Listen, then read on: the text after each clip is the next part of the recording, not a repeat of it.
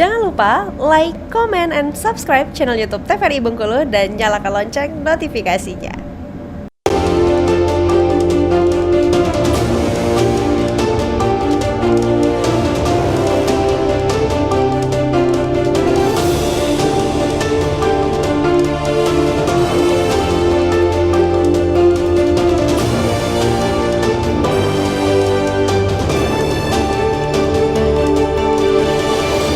Baik pemirsa, kembali di Berndu TVRI Bengkulu untuk sore hari ini tentunya, dan masih bersama saya Khairul Fahmi. Kita kembali berbincang dan juga ngobrol bersama dengan narasumber kita tentang tema pengamanan Natal dan juga Tahun Baru bersama Bapak Kombes Pol Oktobudi Prasetyo SIKMM selaku Kepala Biro Operasi Polda Bengkulu, dan juga Bapak Kolonel Infantri Erwin Agung TWA STMTR Han selaku Kasih Intel Kasrem 041 Gamas Bengkulu. Nah, kita ke Pak Erwin lagi nih ya. Nah baik Pak Erwin, nah untuk malam Tahun Baru dan juga Natal nih, ini kan merupakan malam yang cukup panjang nih liburannya ya kan. Nah ini ada beberapa isu mengenai kriminal yang lagi ini nggak nih Pak pada saat ini, misalnya akan ada terorisme nih, akan ada ini nih, akan ada ini nih untuk isu-isu mengenai kriminal yang akan terjadi tentunya, silakan. Terkait dengan dinamika situasi yang sudah kami cek, kami update, ya. Itu semua memang memungkinkan, tetapi kemungkinannya sangat kecil sekali. Sangat kecil sekali. Baik. Untuk meyakinkan itu, seperti yang awal tadi kami sampaikan, di sana nanti akan di dalam pos-pos pengamanan kami sebar personel-personel intel guna mengupdate situasi. Apa saja sih yang diupdate? Intelijen terkait dengan ideologi, politik, sosial, ekonomi, baik budaya dan pertahanan keamanan itu sendiri. Dari patroli, dari pengawasan, dari update intel itu kita akhirnya bisa melaksanakan cegah dini dan deteksi dini. Harapannya kita tidak begitu kejadian saat tiba akal. Ya. Sehingga dari awal apa yang menjadikan suatu standar operasional sistem mereka, begitu dia menemukan data, dia akan melaporkan. Dari melaporkan, kita juga terkait dengan setelah dapat laporan, kita juga tidak telan mentah-mentah. Betul. Kita pelajari dulu dan sebagainya. Betul. Kita lihat kebenarannya, baik itu kebenaran terhadap sumbernya, kebenaran terhadap beritanya. Yang paling bisa kita antisipasi yaitu dengan lonjakan pasti kriminalitas yang paling banyak. Kalau yang ke arah teroris saya rasa tidak. Kriminalitas ini terkait dengan karena mungkin kejahatan itu muncul bukan karena apa? Karena ada pelakunya, tapi karena ada kesempatan. Lihat dompet yang kelihatan sedikit, betul.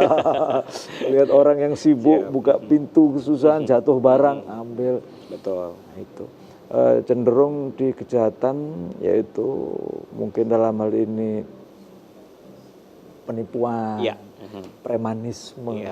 Itu yang mungkin perlu kita antisipasi. Oke, baik. Nah, kalau untuk tindakan mengenai pungli ini sendiri, Pak, itu akan lebih meningkat di tahun baru atau liburan Natal ini sendiri atau seperti apa kalau Bapak menilainya? Saya rasa dengan adanya digelar dari sinergitas TNI, Polri dan instansi terkait stakeholder itu pada komit akan melaksanakan penindakan, di mana penindakan itu terasa membahayakan. Ya. Apabila terkait dengan itu hanya sebatas membuat keresahan, nah mesti akan dihimbau agar tidak melaksanakan, membuat resah orang lain. Tapi begitu dia membahayakan, seperti yang dibilang sama Karob, akan ada penindakan. Dengan begitu mereka pasti berpikir, pelaku-pelaku kriminal ini, saya kan pasti berpikir, buru-buru kalau kita lihat yang tidak tertib, tidak menggunakan helm saja contohnya. Maksudnya bukan yang semakin tinggi intensitasnya dengan melaksanakan kriminal, itu pasti orang berpikir dengan banyak sekali kok ada tim seperti ini. Dia akan berpikir beberapa kali lipat sebelum dia melakukan aksi. Saya rasa demikian. Oke, baik. Kita kembali ke Pak Okto nih, Oktobudi ya. Nah, untuk pertanyaan berikutnya ini mungkin mengenai keamanan juga isu dari yang telah disampaikan tadi bahwa mengenai isu-isu kriminal ini kan kita tahu bahwa kalau libur Natal dan juga Tahun Baru ini kriminal kan meningkat nih Pak. Kriminal juga meningkat tentunya, ada berbagai macam mungkin kriminal itu yang baru-baru ini muncul kembali tentunya. Seperti itu kan, baik dari pungli dan sebagainya. Dan baru-baru ini juga terjadi tentunya ada yang di luar provinsi Bengkulu mengenai kejahatan yang minta oleh orang untuk petunjuk jalan. untuk menunjuk jalan tentunya, dan itu akan dikenakan biaya yang luar biasa besar itu Pak. Nah itu mungkin akan terjadi juga di Bengkulu mengenai dengan wisatawan ini. Terkait itu seperti apa dari Polda Bengkulu sendiri untuk menanggapinya? Jadi ini Mas Fahmi, saya buka data dulu ya. Ya, siap.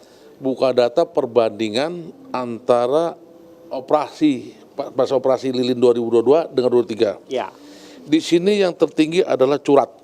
curat. Curat itu ada 42 kasus. Di ini menurun.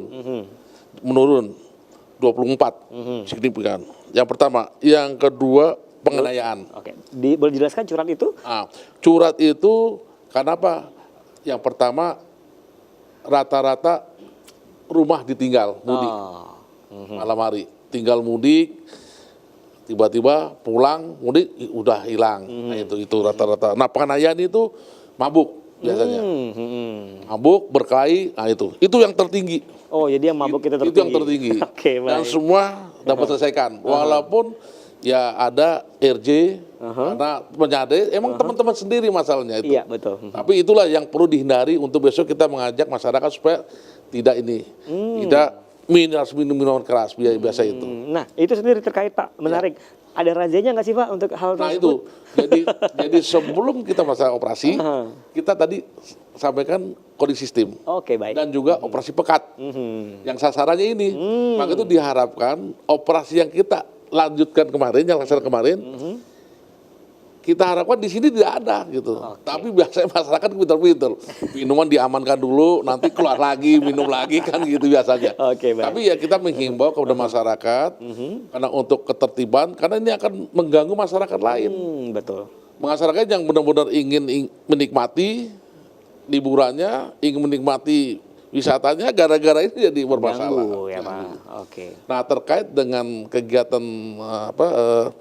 istilahnya premanisme, itu juga sudah masuk juga premanisme, kita sudah pendataan.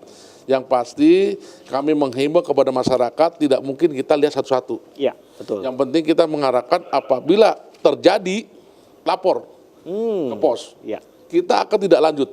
Kita akan proses itu, gitu. Karena itu yang buat ini, gitu. Tapi kalau misalkan masyarakat diam kita tidak tahu. Maka itu saya butuh informasi dari masyarakat. Setiap kegiatan apabila kegiatan tersebut merugikan masyarakat, tolong Langsung laporkan dilaporkan. kepada kita. Oke. Pasti kita follow up. Kita tidak lanjuti. Oke, baik. Kalau gitu kita akan ngobrol lagi tentunya untuk sore hari ini. Tapi kita akan jeda iklan terlebih dahulu. Pemirsa tetap bersama kami di Berndo TVRI Bengkulu.